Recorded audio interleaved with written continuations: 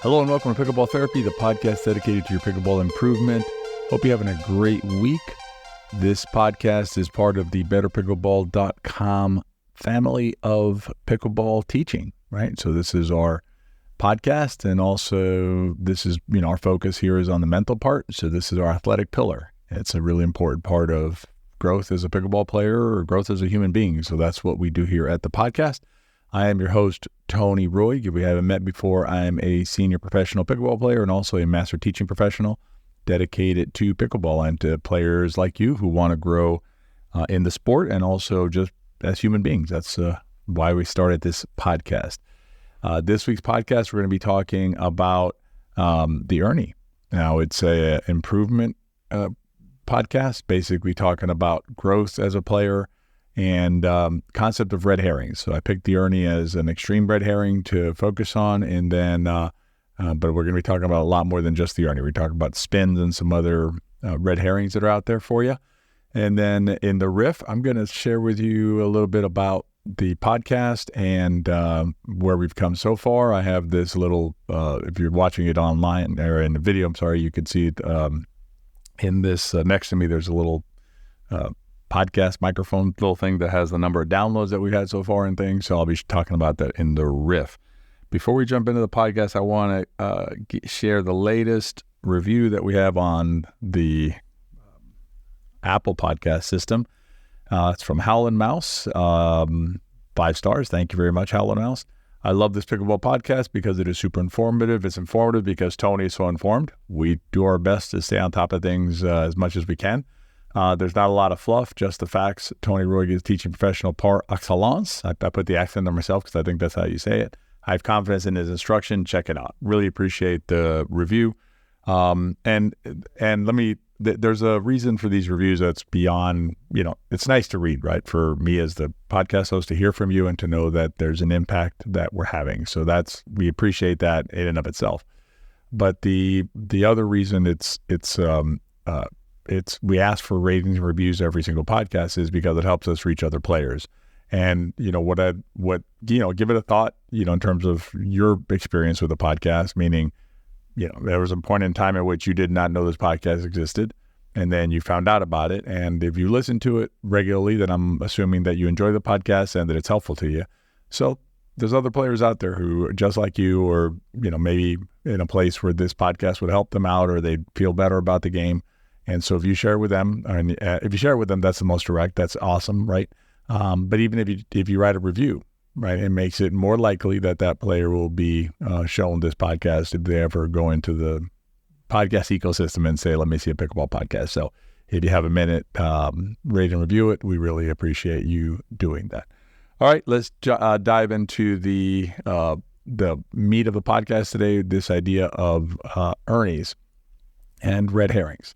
So what happens if you don't know let me tell you what an Erne is in case you don't know what it is. So an Erne is where the player jumps over the kitchen or the non-volley zone to hit the ball. So you see a lot of pros do it. They basically leap over, and if you do it, you get to hit the ball earlier, right, and closer to the net because you're hitting the ball. Basically, you're traveling above the non-volley zone, which is not a violation, and so you're able to smash the ball sometimes right near the net.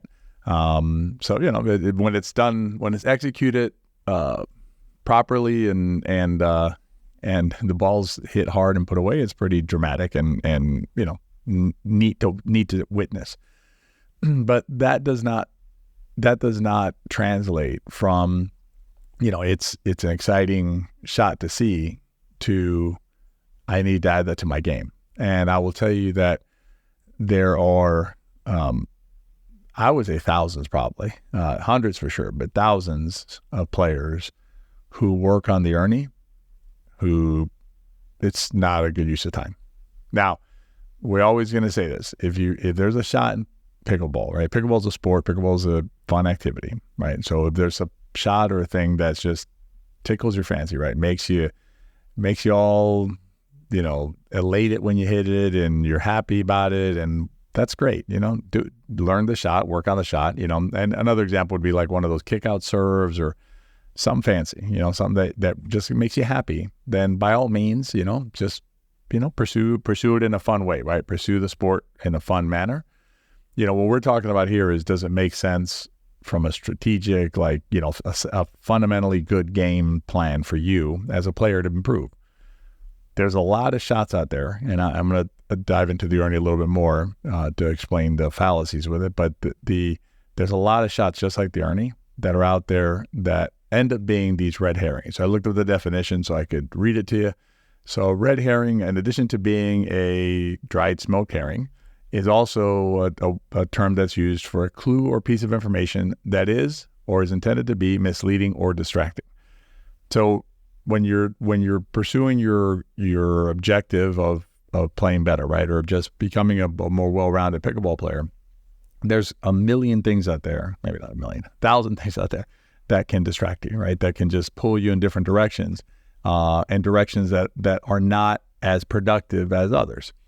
The Erne is a good example of, it's a very extreme one, because I don't know how many of you who are listening, have said, I need to add an Erne to my game. Maybe some of you. I can suggest to you, if you've had that thought, I would suggest really putting it on pause, putting it, just table it for now and really think about it again, unless you're just super excited about it. Because I will tell you that when you watch the Erne in action in pro matches, even, right, it's a very limited strategic value. It's exciting when it happens, but more often than not, players attempting the Erne are just simply caught out of position with their partner having to cover the whole court, play 2v1. It creates a positional breakdown, and it's just not an effective shot. The Erne isn't always successful, meaning like doesn't have 100% guarantee rate even when you hit the Erne. There's plenty of times that it's defended or you miss it and things like that. The amount of work that's involved in learning the Erne, that's the other factor, right? It's high. I mean, it's not you're not going to start doing Ernes, just one day to the next. And there's a lot of physical risk with Ernes. We have a good friend of ours who blew out both her knees working on Ernes, right? So it's a high risk move for your body that has very limited value. I don't know of any important match that was decided based on an Erne. I'm talking at the pro level, right? The best levels. And those are the best Erners. They're the youngest and the ones who could do it the best. And like if you look at the players who actually Erne well, there are players who do it very infrequently. You can even think of Ben Johns. Does Ben Johns Erne? Sure, he Ernes, right? He's also a young man who knows how to do it. He's been doing it for a while, but he doesn't Erne all the time. He Ernes, when the situation calls for it. They're basically, he reads the situation, and then based on his read and anticipation is able to hit an Erne. There's a lot of players who, instead of doing that, just kind of run over to the Erne spot, and they don't hit the Erne. And it's just, doesn't do anything. It actually doesn't do anything positive, does something negative for the team. So the Erne is an extreme, but there's plenty of other areas where we can get distracted, right? Like the red herring thing, right? We just basically go down these paths, right, that don't really lead to anywhere, and oftentimes lead us backward. And you may have heard me say this before, but it bears repeating. There are, I know of many players in my circle of players who I know, right? Growing in my area, right? Who I've been friends with for years who play pickleball, who have, some have gotten stuck, but more often than not, they have regressed as players. Okay. So they've gone backward, and these are players who work on their game. These are not, these are not just casual, play once in a while. Lessons, drilling, the whole 9 yards. And their pickleball has gone backward.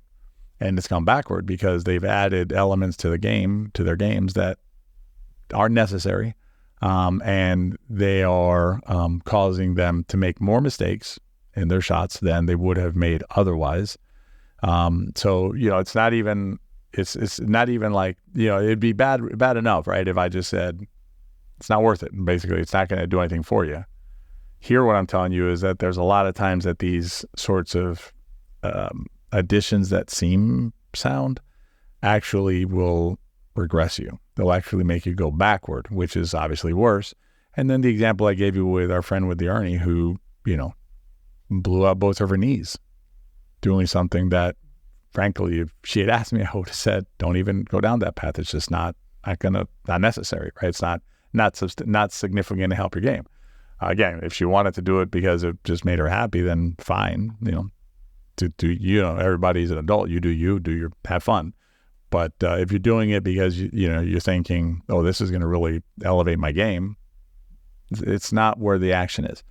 Last night I did a live game study with some of our students inside the Better Pickleball Academy, and we analyzed some pro play. And I wanted to show in the match, I wanted to show how many shots that those players hit. And we're talking about, we're watching J.W. Johnson, and it's early in the morning, J.W. Johnson and Dylan Frazier against Gabriel Tardio and Andre Daescu. So these are two of the top 3 to 5 teams in pickleball, in all of pickleball, right? I mean, they play men's, but anyway, so they're two of the top 3 to 5 teams in all of pickleball and doubles. And I showed, I asked the viewers, the students who were there, to watch how many of the shots, as we watched the rallies, how many of the shots were fundamentally sound shots that were achievable by anybody who was present, right? Any of the students who were there. And I can tell you that the vast majority of shots that these players hit are fundamentally sound shots that most of us can hit regularly without making a lot of mistakes. And I actually focused in on one of the shots on Gabriel Tardio, young player, very exciting young player, excellent player, and very nice young man. I've had the pleasure of meeting him since the time that he was a much younger teenager playing pickleball. But watching Gabriel Tardio hit some volley dinks, right? I was able to slow those down and just frame by frame them so you could see. It's a very flat, simple process, right? Simple mechanic where he's just reaching his paddle out, open face, making contact with the ball, and just gently pushing it to where he wants it to go. Nothing exciting, no big swings, no big follow-throughs, no big spinnies and stuff like that. Nice and simple. And he's one of the best players on the planet. So, what that's the opposite of the red herring, right? Those are players who understand what it takes to win and aren't getting drawn down these side paths on maybe I should add this the exciting new thing, right? Because this is what's going to solve my game. What they do is they focus on fundamentals. And, that's a word that we shy away from that word in our, when I say we, CJ and I, we shy away from that word in our materials that we write, that we publish, not because it's a fantastic word. It's a great word. And it really describes a lot, but we shy away from it because the minute we say the word fundamentals, what is it that you hear? Right? Objectively, you hear beginner, basic, I'm past that, right? And that is couldn't be any further from the truth. Because all of us, myself included as a senior pro player, and all of the pro players who I know, senior and non-senior, focus on fundamentals. That's what we focus on. That's what makes us play the way that we play. It's not the sexy shots. It's not the ESPN highlight shot. That is not how these players win a lot of matches. They win a lot of matches by focusing on the fundamentals. If you haven't seen it yet, you can go to the N2 Pickle channel on YouTube. It's NIN, the number 2 pickle altogether. I did a soft game breakdown last week on a pro match, and you can see how those teams, what they focus on are soft game fundamentals. That's what they focus on. And mechanically, it's fundamentals. Now, once you master the fundamental, if you want to layer some other complexity on it, that's okay. And the other thing too, on a red herring note, is when you see like an Anna Bright or some Annalie Waters or one of these players hitting like roll dinks and stuff like that, where they're rolling their dink with topspin. Like Anna Bright played, Division I college tennis. She's hit topspin forehands since probably she was like 5 or something. I don't know the exact answer, but my guess is she's hit them her whole life. And so, yeah, she can hit that shot because she knows the timing. She knows the exact feel. She knows the exact paddle motion, everything like that. Can you hit that shot? Sure. Give yourself, 50,000 reps And then, okay, maybe you'll have a consistent forehand roll dink like Anna Bright or Anna Lee or somebody like that. So that's, when you think about your shots, when you think about growth of your game, I can't stress enough, focus on the fundamentals, right? And the reason I picked the Erne as the title and the beginning of this podcast is because the Erne, it's not that there's anything wrong technically, like it's okay, it's fine, it's a legal shot, it's effective when done well. But it's so far on the other end of fundamentals, right? It's literally the opposite extreme of fundamentals. The only other thing similar would be like a crazy hyper spin serve or something like that. That's like way on the edges.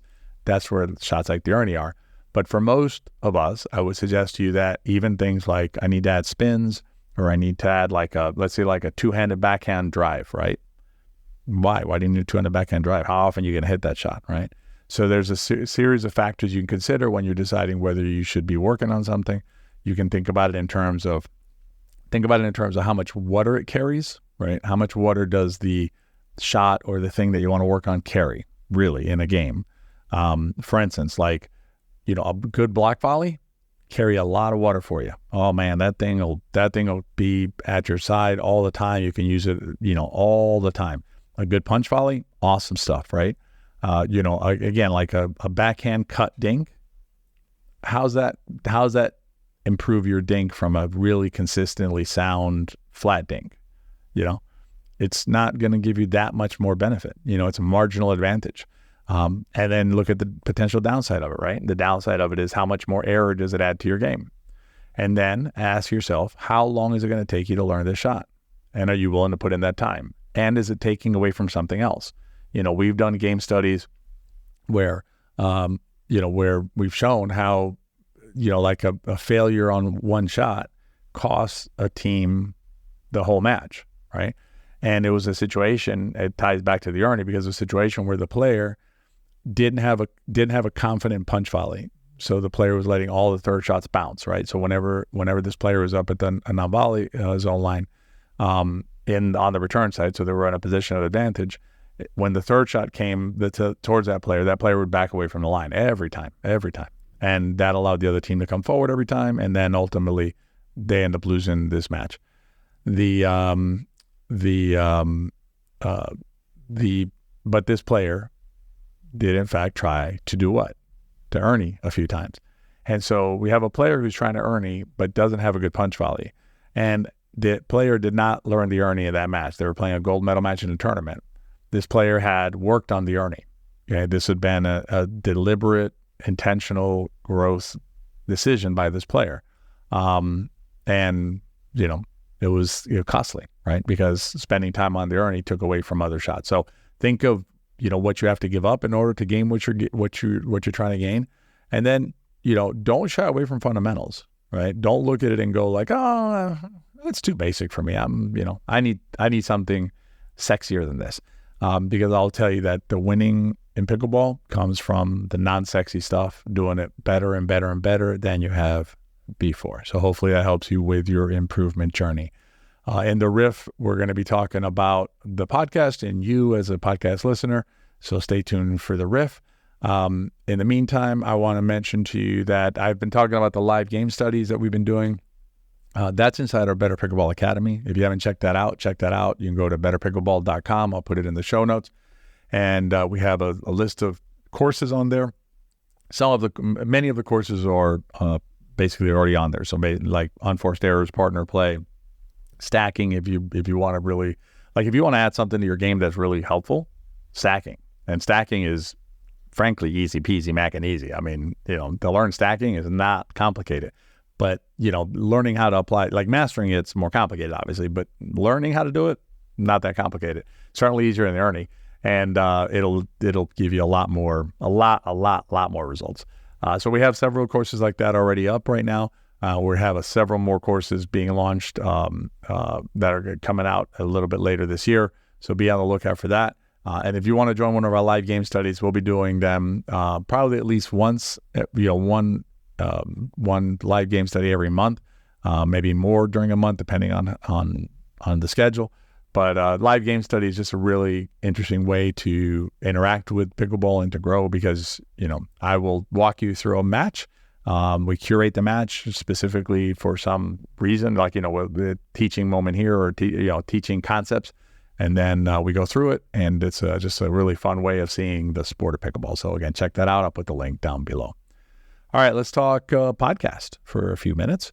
So next to me, if you're watching this on the video, there's a little microphone looking thing, like a 50s microphone. And it says 250,000 downloads, Transistor, which is our hosting site, and then Pickleball Therapy. So I wanted to let you know that, our podcast has exceeded 250,000 downloads. We're above that now, but 250,000 downloads, that's significant. And, what I wanted to do is to thank you as a listener to the podcast for trusting us with your journey, right? Trusting us with your mental side of your journey, with the, we hope, a no-nonsense kind of approach to pickleball and to your growth as a pickleball player. And as you probably already know, to your relationship with pickleball, because we know that, particularly if you're listening to a podcast like this, you're not a casual, interactor with pickleball. This is an important part of your life, as well it should be. It's a fantastic sport, a fantastic third space in terms of our lives and our ability to interact with other friends of ours who share a like passion for pickleball. But we take our role in your journey seriously, and we're happy to be a part of your journey in terms of sharing with you what knowledge that we've been able to gain from this sport and from using this sport as a way to grow as human beings. And again, thank you very much for being a part of the Pickleball Therapy podcast and allowing me into your homes or into your ears, each of these weeks for the past, and we're going on 4 years now. So anyway, thank you very much for that. And wouldn't be a complete podcast if I didn't ask you to share with your friends, right? Because if you enjoy the podcast, they probably will too. And maybe we'll go from 250,000 downloads to 500,000 downloads. And really the important thing here is that players have this resource available to them if it's something that will help them enjoy a more extensive and richer relationship with this beautiful sport of pickleball. I hope you have a great week, and I look forward to seeing you at our next podcast.